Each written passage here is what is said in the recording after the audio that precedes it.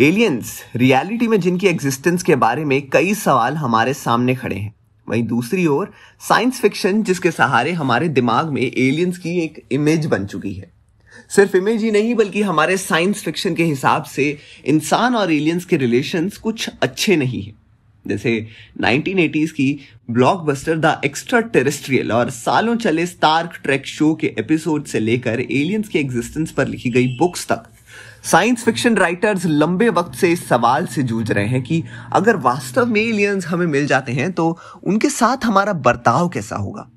आजकल की बुक्स और फिल्मों में एलियंस को अक्सर सेकंड क्लास सिटीजन या इंसानों से कम के रूप में देखा जाता है, और फिल्मों से हर बार अगर कोई इंसान एलियन को नहीं बचाता तो अब तक न जाने कितने एलियंस साइंटिफिक लैब्स में बंद होते और उन पर रिसर्च की जाती।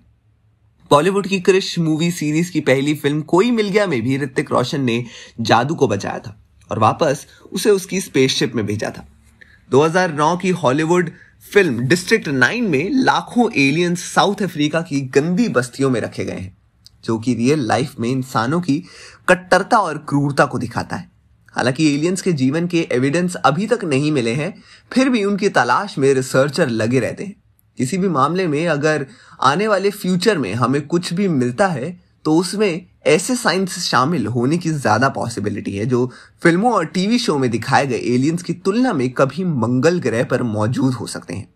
फिर भी एक तरह से ये कहा जा सकता है कि इंटेलिजेंट एलियंस यही कहीं बाहर मौजूद है, और हम जानते हैं कि हमारे सोलर सिस्टम से भी हमारे कुछ बाहर प्लैनेट्स मौजूद हैं और उनमें से कुछ पर पानी अवेलेबल होने की वजह से वहां पर जीने वालों के मिलने की भी उम्मीद की जा रही है, और इसलिए एलियन लाइफ की खोज भी जारी है और पॉसिबिलिटी यही है कि एक बार तो उनके साथ सामना होगा।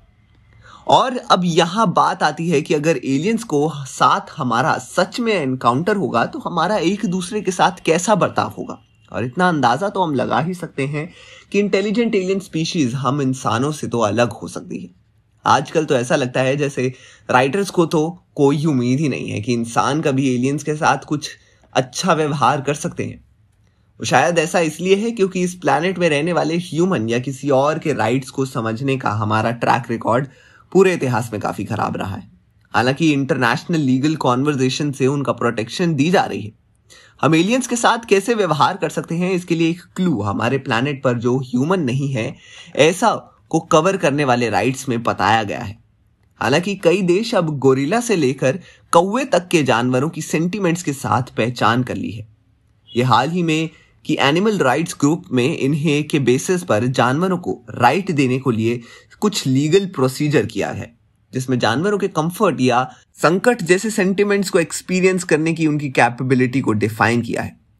कुछ लोग तो पहले से ही इस बात पर डिबेट कर रहे हैं कि पूरी तरह से अनफेमिलियर एलियन स्पीशीज के लिए राइट्स हमारे लीगल एयर एथिकल फ्रेमवर्क में कैसे फिट होंगे। लेकिन एलियंस के बीरे मुंह होने वाली इंटरनेशनल डिस्कशन के रास्ते बहुत कम हैं। 1977 में ग्रेनेडा के प्रधानमंत्री ने United Nations general assembly sessions में एक सवाल उठाया था जो मानते थे कि एलियंस के यूएफओ को देखा जाना हमारे प्लैनेट पर हमारे एनिमी एलियंस लाइफ को साइन करता है, और यूनाइटेड नेशन के माध्यम से एक ऑफिशियल इन्वेस्टिगेशन बॉडी बनाने का सुझाव दिया। लेकिन इस पर आगे कोई कार्रवाई नहीं की, कोई पॉलिसी नहीं अपनाई गई, और अगले साल अपने पद से हटने से पहले ब्रिटिश डिप्लोमैट्स ने इस टॉपिक को वहीं खत्म करने और हमेशा के लिए छोड़ने के लिए उन पर दबाव डाला गया।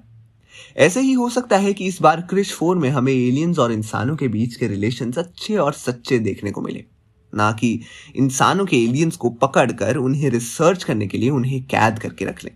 तो आपके क्या विचार हैं? हमें कमेंट सेक्शन में अपनी राय जरूर बताएं और देखते रहिए हमारा चैनल पॉलीग्राफ स्टूडियोज।